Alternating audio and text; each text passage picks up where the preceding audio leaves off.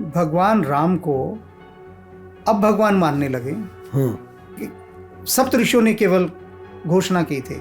तो बाकी ऋषि कहते कि हम तुम्हें सिर्फ एक राजा का बेटा मानते हैं जी। इससे ज्यादा कुछ नहीं मानते। यही सारे ऋषि कृष्ण की गोपियां हुए। जो कहते थे हम तुम्हें मानते नहीं, वो नाचते रहे, जीवन भर नाचते रहे। वाह। तो ये रहस्य हैं। भगवान राम को अब भगवान मानने लगे। जब वो थे अपने काल में तब तो कहते थे राजा का बेटा है। हाँ। तो ऋषियों ने क्या कहा राम से, अनेक ऋषियों ने कि हे राम, हम तुम्हें कोई अवतार वगैरह नहीं मानते। एक सप्त ऋषियों ने केवल घोषणा की थी। तो बाकी ऋषि कहते कि हम तुम्हें सिर्फ एक राजा का बेटा मानते हैं जी, इससे ज्यादा कुछ नहीं मानते जी। तो राम ने कुछ नहीं कहा, बस मुस्कुराकर उनको बंकिम दृष्टि से देखा, टेढ़ी आंखों से मुस्कुराकर प्रेम पूर्वक। और यही सारे ऋषि कृष्ण की गोपियां हुए। वाह। जो कहते थे हम तुम्हें मानते नहीं, वो नाचते रहे, जीवन भर नाचते रहे। वाह। तो ये रहस्य हैं। और रहस्यों के जगत में प्रवेश करने के लिए ये इस जगत की जो भार वाली वस्तुएं हैं ना, उन्हें छोड़ना होता है। रहस्य का जगत मान लो अंतरिक्ष का जगत। अंतरिक्ष में जाने के लिए सबसे पहले क्या चाहिए, यहाँ की ग्रेविटी को ब्रेक करना है जी। जब तक धरती के गुरुत्वाकर्षण को आप तोड़ नहीं देंगे तब तक अंतरिक्ष में नहीं जा सकते। तो ग्रेविटी को तोड़ना मुश्किल भी तो बहुत है, और उसके लिए ईंधन चाहिए ना वैसा। हाँ जी। और उस युग की, जिस युग की अभी हम बात कर रहे हैं, राम जी की युग की, तो मेरा आज के लिए आखिरी सवाल यही है कि उस युग में ग्रेविटी को तोड़ने वाला एक ही था, पर बाकी और भी थे बहुत सारे सुपात्र वहां पर मौजूद। सुग्रीव सुपात्र थे, बाली सुपात्र नहीं थे लेकिन थे वहां पर मौजूद। सुपात्र कुपात्र तो बाद में पता चला। जामवंत थे, हनुमान जी थे, और भी थे, अंगद थे, नल नील थे।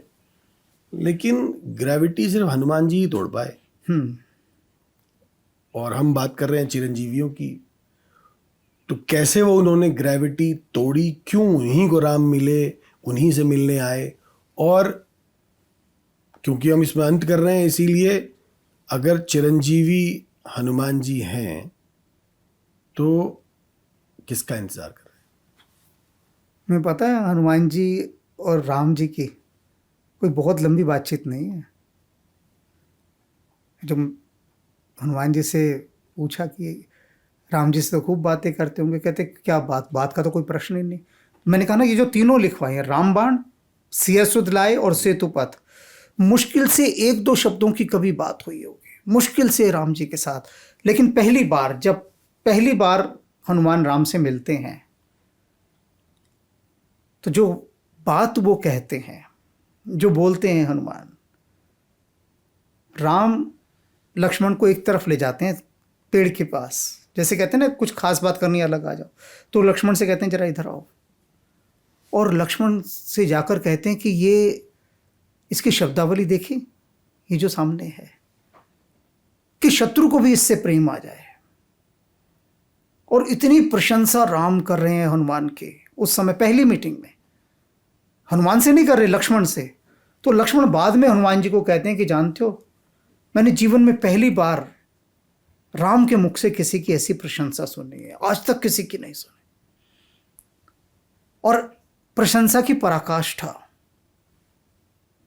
आपके लिए सुनी है। और हनुमान जी की और राम जी की कभी कोई बात ही नहीं होती थी, चुपचाप जाकर बैठ जाते थे, कोई बात नहीं करते थे, कोई प्रश्न नहीं, कोई कुछ नहीं। ये मैं एक गहरी बात बता रहा हूं।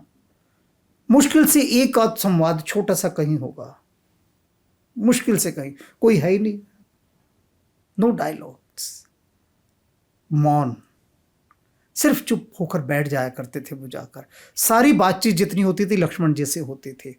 तो भीतर की जो भावदशा है, भीतर की जो आंतरिक अवस्था है, जो चेतना है, राम ने बस एक बार पूछा कि राम कहते हैं हनुमान से, अच्छा बताओ तुम कौन हो और मैं कौन हूं। तो कहते हैं कि प्रभु आपको मैं ही मिला सुबह सुबह। कहते नहीं बताओ तुम कौन हो मैं कौन हूं, मौज है देखो प्रभु की। तो हनुमान कहते हैं प्रभु यदि आध्यात्मिक तल पर कहेंगे तो जो मैं हूं वही आप हैं, जो आप हैं वही मैं हूं, लेकिन यदि इस तल पर हम बात करेंगे तो आप मेरे स्वामी हैं, मैं आपका सेवक हूं। यही बात यहां की है कि हम अपने भीतर उसी विराट को लेकर चल रहे हैं, लेकिन उस विराट के साथ हम अपने संबंध को स्थापित नहीं कर पा रहे हैं। और ना कर पाने का कारण क्या है कि बीच में माया है। प्रेम का अभाव भी तो हो सकता है, क्योंकि हनुमान जी से ज्यादा प्यार करना किससे सीख सकते हैं? श्री गुरु गोविंद सिंह जी महाराज कहते हैं, साच कहूं सुन लीजो सब है। मैं सच कह रहा हूं, तुम सब सुन लो। अब देखो, गुरु गोविंद सिंह जी महाराज को भी कहने की आवश्यकता पड़ी है कि साच कहूं। उनको कहने की आवश्यकता है कि मैं सच बोल रहा हूं। हम लोग ही तो कहते हैं ना आपस में कि देखो भाई, मैं सच कह रहा हूं। कृष्ण भी कितनी बार अर्जुन से कहते हैं, मैं सत्य प्रतिज्ञ होकर कह रहा हूं। तो वहीं गुरु गोविंद सिंह जी महाराज कह रहे हैं, साच कहूं सुन लीजो सब है। सब सुन लो, मैं सच कह रहा हूं। जिन प्रेम कियो तिन ही प्रभु पायो। जिसने प्रेम किया है ना, उसी ने ही प्रभु को पाया है, और कोई पा नहीं सकता। तो भीतर जब तक हम प्रेम करना नहीं सीखेंगे, प्रेम करना क्या है? आप अपने बच्चे से प्रेम करते हैं, उसका नुकसान नहीं चाहते ना। तो यदि आप पूरी धरती से प्रेम करेंगे तो उसका नुकसान नहीं चाह सकते, तो वसुधैव कुटुंबकम उत्पन्न होगा। तो ये जो प्रेम का शब्द है, ये बड़ा गहरा, और इसी से तो सब बातें हैं। प्रेम के वशीभूत ही तो सारा जगत है। पूरा ये जो धरती है, ये सूर्य के प्रेम में ही तो उसके चारों तरफ घूम रही है। और अपने चारों तरफ क्यों घूम रही है? हमारे प्रेम के कारण। क्योंकि अपने चारों तरफ ना घूमे तो हम मर जाएंगे। बिल्कुल। धरती का मतलब क्या होता है? जो हमें धारण कर रही है। इस धरती ने तो हमें धारण किया हुआ है। तो सारी जो अस्तित्व की व्यवस्था है वो प्रेम के वशीभूत होकर घूम रही है।